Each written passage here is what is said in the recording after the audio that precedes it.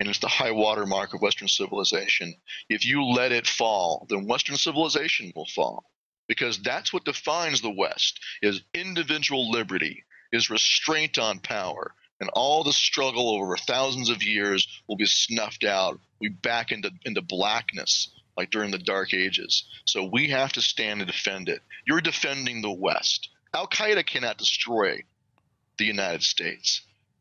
Radical Islamicism cannot destroy the United States. Only we can destroy ourselves from the inside out, and that's what's happening. We are going down the same road the Germans went down. The Nazis scared them with the fear of terrorists, with communist terrorism, the Reichstag fire, and that's how they got the German people to sacrifice their liberty on the altar of security.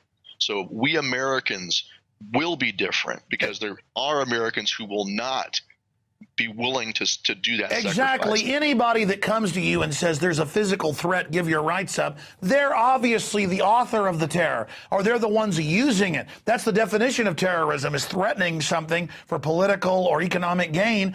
And I watch these politicians invoke fear, and the crowds hiss and get into being scared.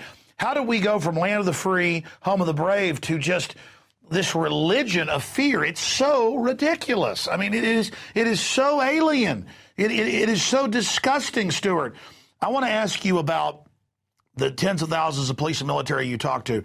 I tend to criticize police as we see the examples of abuse magnified, and I understand that is a minority, but the system is trying to encourage that. But especially with military, though, to say that the awakening is at warp speed or hyperbolic or exponential is putting it lightly.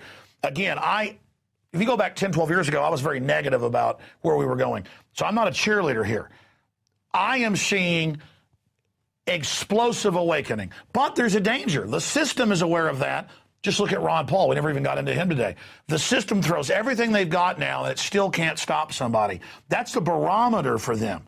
And so break down, how fast is the awakening you're seeing, or do you disagree and say it's not happening this fast? And how is Ron Paul a bellwether or weather vane or barometer of that?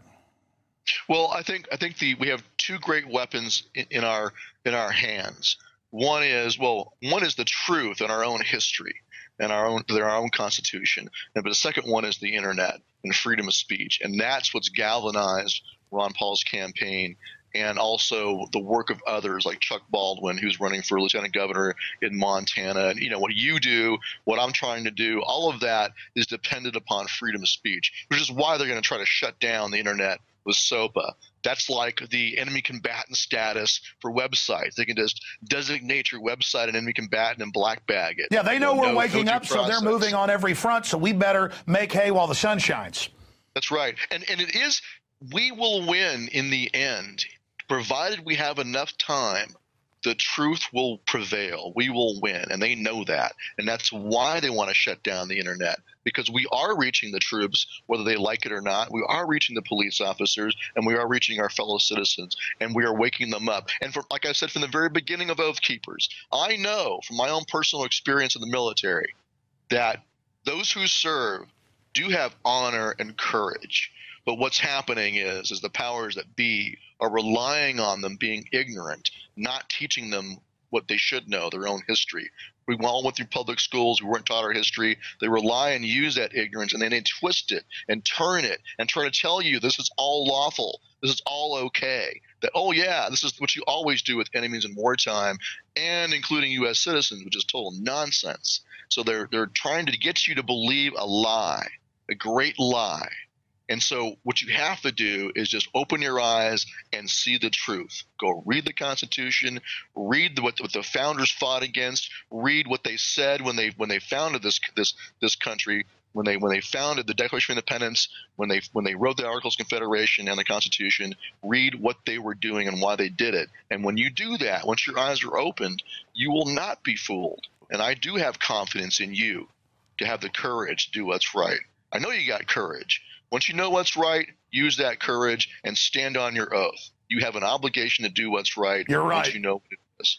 But unfortunately, it has been pointed out that moral courage is rarer than physical courage to go against the peer pressure. But I see that peer pressure cracking right now. I think it's important, again, to go back to where I started, though, Stuart, and I want you to close on this and make any other points that you'd like to the millions of folks in the aggregate that'll end up watching and listening to this. When you look at the landscape, you look at history.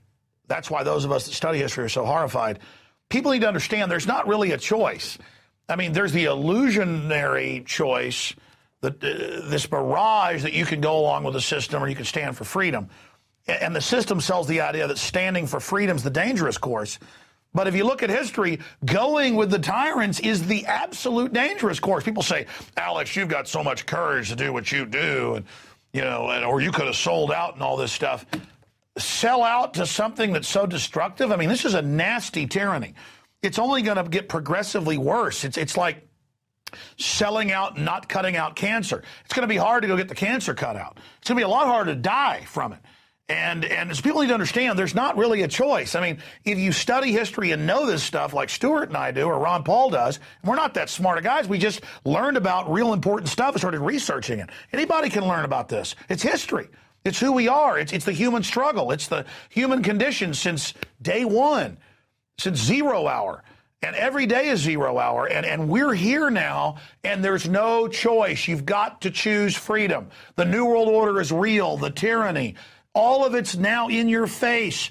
We've got to jump on these people because despite all their fiat money and all their derivatives and all their media whores, we didn't mind being ridiculed 30, 40, 50 years ago, 10 years ago. We warned people. We knew the globalist program.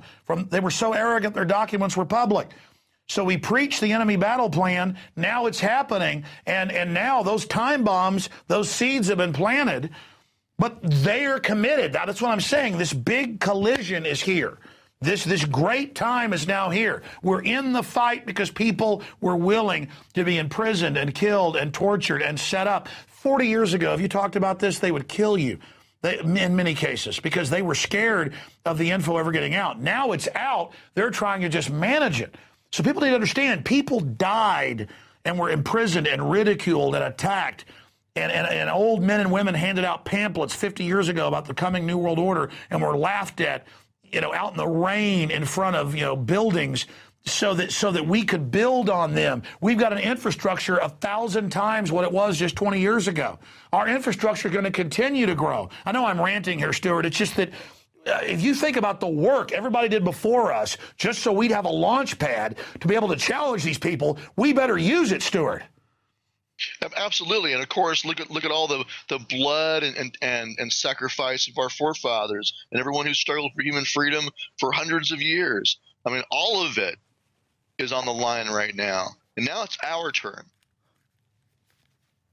It's our watch. It's our turn in the breach to stand up, shoulder to shoulder, and to defend the rights of our children and our children's children. Because if we don't, then they will be lost in darkness. And as you said, it's an illusion to think that you're going to be safe. Go and you should all go and read The Gulag Archipelago by Solzhenitsyn.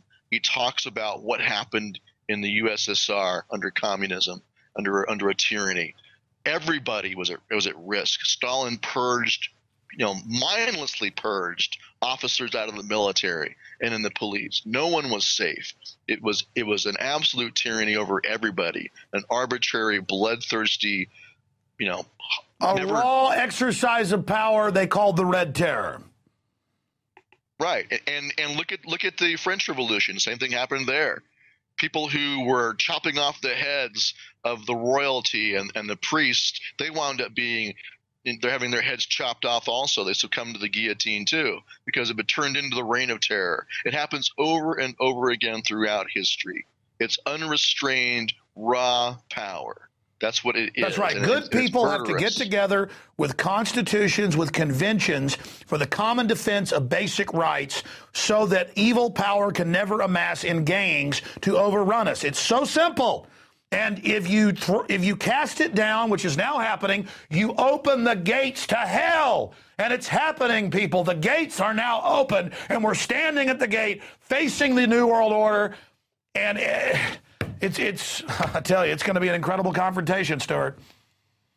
It is, but all we have to do is remember who we are. We are not Germans. We're not peasants in China. We're not, peasants in Russia. We have a legacy and a history of fighting for liberty.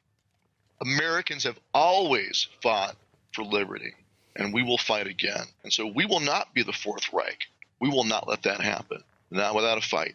So once again, choose now who you serve. You'll either be on the side of we the people, or you'll be a traitor on the other side, like the loyalists, like the redcoats that our forefathers fought against, and we will treat you the same. I think of Patrick Henry. The war has already begun, and if you want to live in denial, may your chains sit lightly upon you. May you forget that we were your countrymen. But I mean, the evil they faced was militarily powerful and corrupt, and the greatest military the world had ever seen. But the evil we face, the redcoats just wanted to make you a slave. This New World Order with their eugenics and the rest of it, it is just such a nasty group of people, and they're so much weaker spiritually even than the redcoats. I mean, it is a pathetic enemy, Stuart, and to watch them perch upon us is nauseating.